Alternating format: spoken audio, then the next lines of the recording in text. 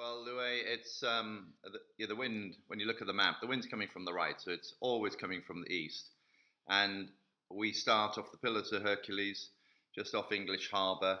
It'll be a lot of boats, a lot of people watching, a lot of spectator boats. So there's a bit of time and caution that you need to exercise at this point. There's a long, long beat then, a very tough beat actually, all the way to Green Island on the east side of the island. The tactics here obviously is to play the shifts and to get inshore out of the current. It's not an easy, it's not one-way track, so there's plenty of opportunities for gaining and losing.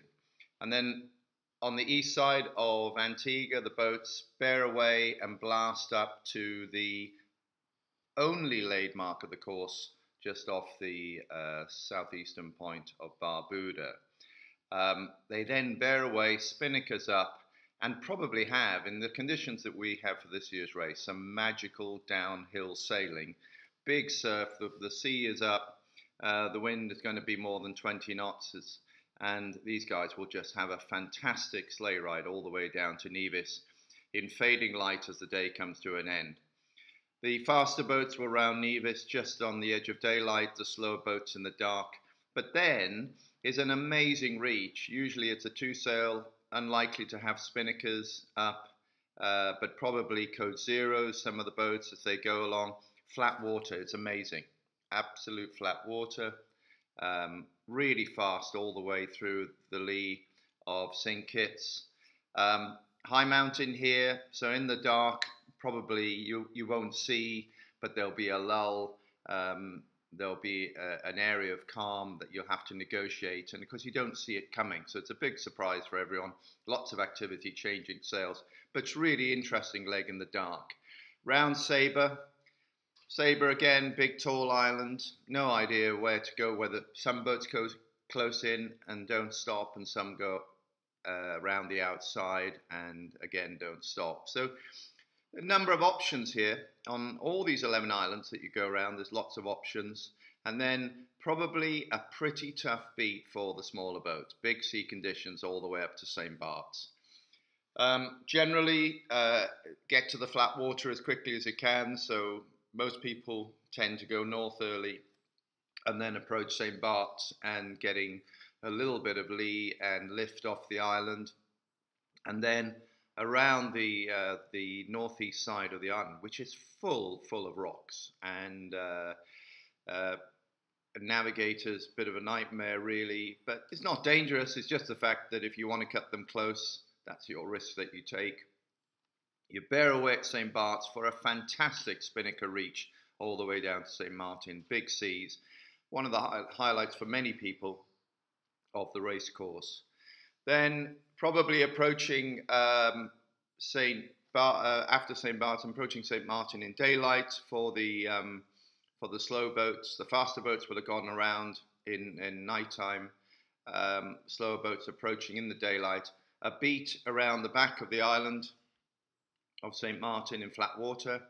And then comes a pretty tough leg of the course, over 100 miles down from St. Martin. This is an interesting reach because the wind can be slightly north of east, giving you a really, really fast reach down, or slightly south of east, which actually puts it on the nose. And it's not a beat, but it's a tough leg all the way down to Guadeloupe.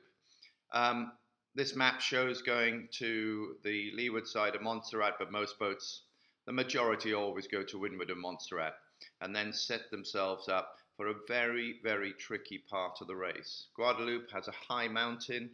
The wind, as they come down, freeze behind the boats. The spinnakers will be going up. Suddenly there's flat water from the big seas that you've had in the middle of the course. Suddenly you're in flat water, trying to make a decision. Do I go offshore out here and miss the lee, or do we go inshore? Last year, Bellamente went through the middle and suffered, stopped there for a few hours, probably cost her the race.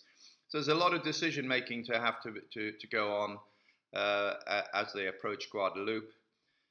Once exiting Guadeloupe, you then go around the island of Ile-Saunce. I've gone around them all the time at night, but apparently they're beautiful and I'd love to see them at daylight. And then a tough 30-odd mile beat to Desirade. Again, a lot of boats might take the inshore coast course and into the flat water up this side of the island before venturing out at Les Desirades. And here's probably the roughest part of the race course. The shape of the island bends the waves, so you've got incredibly confused seas on this side of Les Desirades. And then rounding Desirades, you know you're on the homeward trek. So this is usually a reach. It's a two-sail reach if the wind is slightly north, or it's a fantastic blast reach, which it was for many sailors last year, all the way back to the Barbuda mark, just off the southern tip of Barbuda. A stunning run all the way to an island of Redonda, which is just basically a piece of granite sticking out of the water. Huge, huge piece of granite with no one living on there, but a really spectacular rounding mark. And the final leg, which is a beat to the finish. Again, this is, if the wind is slightly south of east, then obviously it's a long starboard. Get to the island, play the shifts up the island to finish off the Pillars of Hercules once again. So a really, really interesting race. It's demanding in many respects because navigators have to really work hard, get very little sleep. There's always sail changes to be done. When we were on Rambler, it seemed like we always had the wrong sail up because every time we put a sail up, the wind increased or decreased and we had to change. And it's like that the whole race through. So this is not like a typical distance race, Newport, Bermuda or Sydney to Hobart. This is a tough 600 miler. And I'll tell you, when you finish the race, you really know about it. You really feel that you've achieved something.